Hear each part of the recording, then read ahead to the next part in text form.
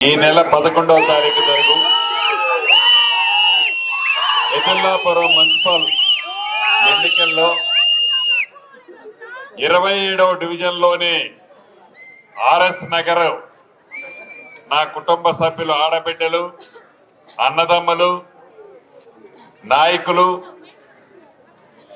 ఈ కార్యక్రమంలో పాలుపంచుకుంటున్న మీడియా మిత్రులందరికీ మనస్ఫూర్తిగా శిరస్సు వంచి హృదయపూర్వక నమస్కారాలు, వందనాలు. మీ అందరి గుండెల్లో ఉన్న ఇందిరమ్మ పార్టీ, మీ సీనన్న పార్టీ, కాంగ్రెస్ పార్టీ పక్షాన మిత్రులు ముఖ్య పూల్చంద్ నాయకన్న కాంగ్రెస్ పార్టీ పక్షాన నిలబడ్డ సంగతి మీ అందరికీ తెలిసిందే. ఈ ఎన్నికల్లో అత్యధిక ఓట్లు పోల్చందుకేసి మంచి మెజార్టీతో దీవిస్తారని నా కుటుంబ సభ్యులైన ఆడబిడ్డల్ని, అన్నదమ్ముల్ని కోరుకుంటున్నా. ఇందాక మిత్రులు చెప్పినట్లు ఆర్ఎస్ నగర్ లో మీ దీవెనలతో 2 సంవత్సరాల క్రితం నన్ను శాసనసభ్యుడిగా దీవించారు. తెలంగాణ రాష్ట్రంలో ప్రజా ప్రభుత్వం గౌరవ ముఖ్యమంత్రి రేవంత్ రెడ్డి గారి నాయకత్వంలో ఏర్పడింది. ఆ కేబినెట్ లో మీ శ్రమతో ఏర్పడిన మీ ఎమ్మెల్యే ఒక మంచి మంత్రి అయ్యాడు. దాని తర్వాతనే ఈ ఎదుల్లాపురాన్ని ఒక మున్సిపాలిటీ చేశాను.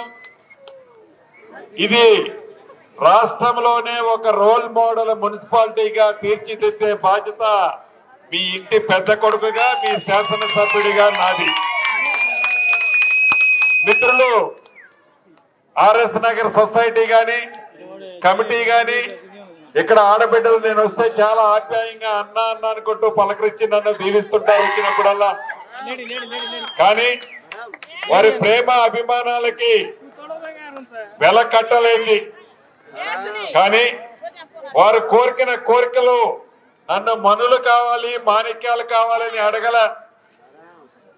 ఏవైతే డ్రైనేజ్ కి సంబంధించిన సమస్యలు ఉన్నాయన్నా, ఈ కాలనీ 15 సంవత్సరాల నుంచి నిర్మిస్తున్న రోడ్లు ఇంకా పూర్తి కాలేదు, సగం కూడా కాలేదు. మీరు ఎమ్మెల్యే అంటే నన్ను ఎమ్మెల్యేగా చేసుకున్న తర్వాతనే సుమారు ఇప్పటి వరకు 850-900 మీటర్ల రోడ్లు ఇచ్చాను. ఇంకా నాకు తెలిసి 1 కిలోమీటర్న్నర ఉన్నాయి. రాబోయే రోజుల్లోనే ఈ వేసవికాలం పూర్తయ్యే లోపు చాలా వరకు రోడ్లన్నీ పూర్తి చేసే బాధ్యత నాదే. డ్రైన్లు, రోడ్లు అయిపోయిన తర్వాత డ్రైన్లు కానీ, ఆనాడు మిషన్ భగీరథ పేరుతో చెప్పి అసంపూర్తిగా ఆగిపోయిన మంచినీటి సమస్యను కూడా పూర్తిగా ప్రతి ఇంటికి వచ్చే ఏర్పాటు చేసే కార్యక్రమం తప్పకుండా చేపడతానని నా ఆర్ఎస్ నగర్ కుటుంబ సభ్యులకి మనస్ఫూర్తిగా తెలియజేస్తున్నా.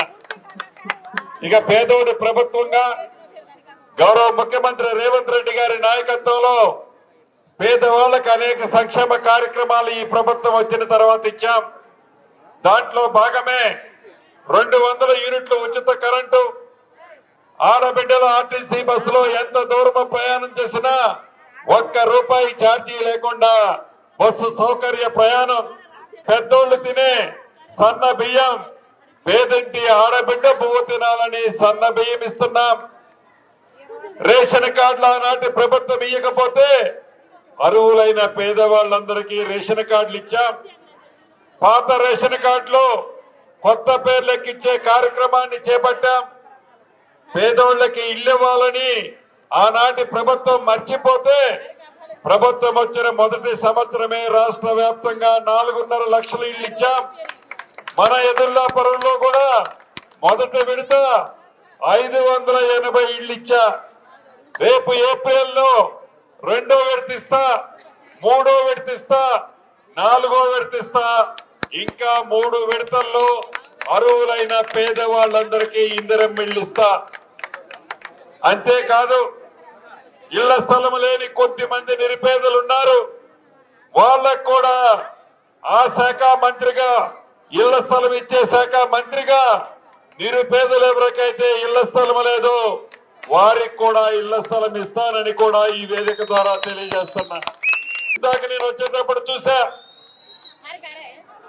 పురాతనంగా ఉండే కాలువలు చాలా మంది ప్రబుద్ధులు పూడ్చి కాంపౌండ్ వాళ్ళు కట్టుకున్నది చూసా.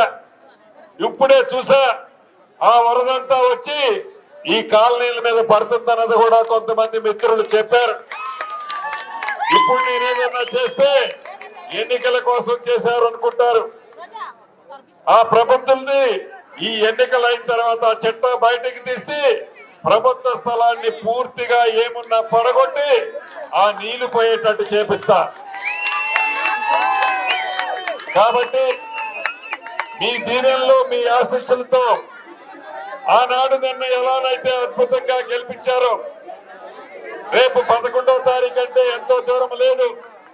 నా ఆడబిడ్డలు మీరేటమే కాదు, మీ 10 మంది మరొక 10 మందితో ఏడ్చాలి, ఆ 10 మంది మరొక 10 మందితో ఏడ్చాలి.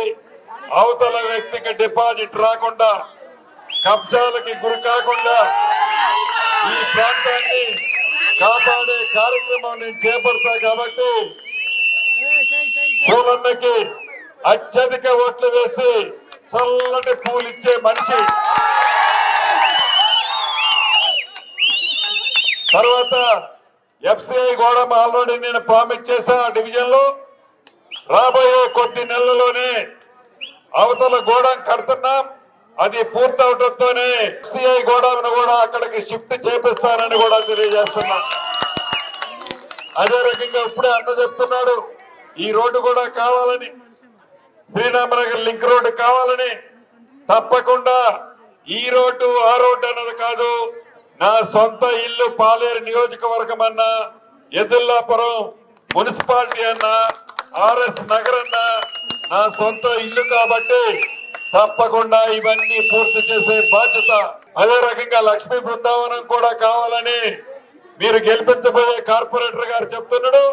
వాటిని కూడా పూర్తి చేసే బాధ్యత నాదేనని ఈ వేదిక మీద నుంచి వీళ్ళందరికీ తెలుసు. ఇప్పటికే పొద్దుపోయింది. ఇంత పొద్దుపోయిన వందలాది మంది ఈ కార్యక్రమంలో పాల్పంచుకున్న నా తోబుట్టువుల ఆడబిడ్డలకి, అన్నదమ్ములకి మనస్ఫూర్తిగా శిరస్సు వచ్చి అభినందనలు, కృతజ్ఞతలు తెలుపుతూ మీ అందరి దగ్గర సెలవు తీసుకుంటున్నాను.